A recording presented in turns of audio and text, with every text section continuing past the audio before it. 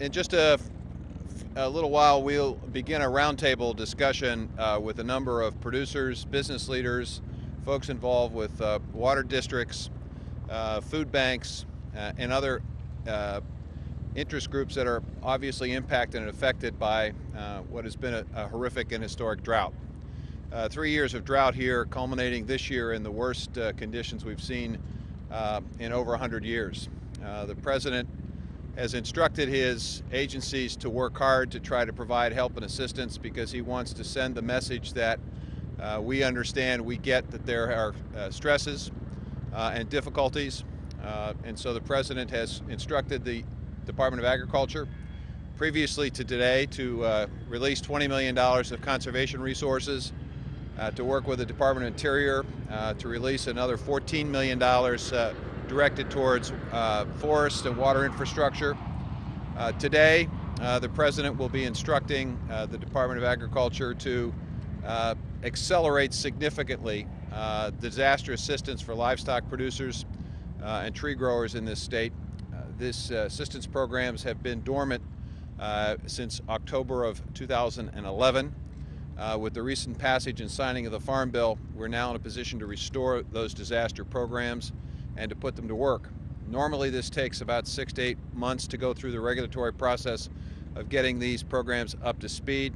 The president has given us until April 15th. He expects us to be in a position to begin accepting applications from farmers and producers on or before April 15th so that money can be flowing to them shortly thereafter.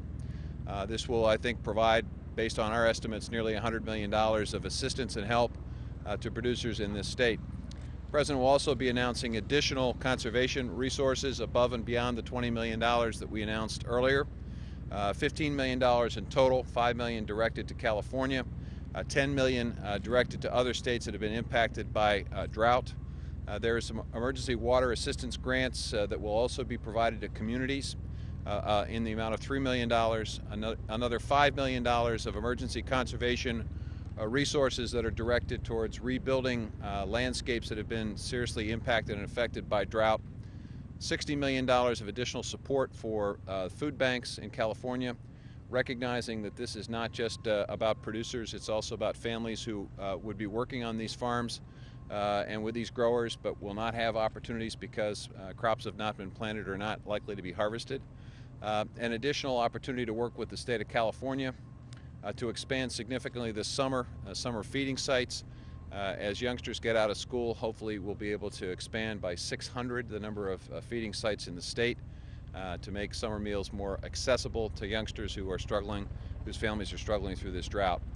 The president will also be instructing federal agencies that have locations in California to work consistent with Governor Brown's directive to look at greater efficiency of water usage by federal agencies. The president will also be instructing all of us to look for additional ways in which we can help and assist California and other states that have been impacted by drought to be able to deal with the consequences in the short term. Long term, the president will be proposing in his 2015 budget a $1 billion climate resiliency trust fund, which will provide assistance and additional research dollars.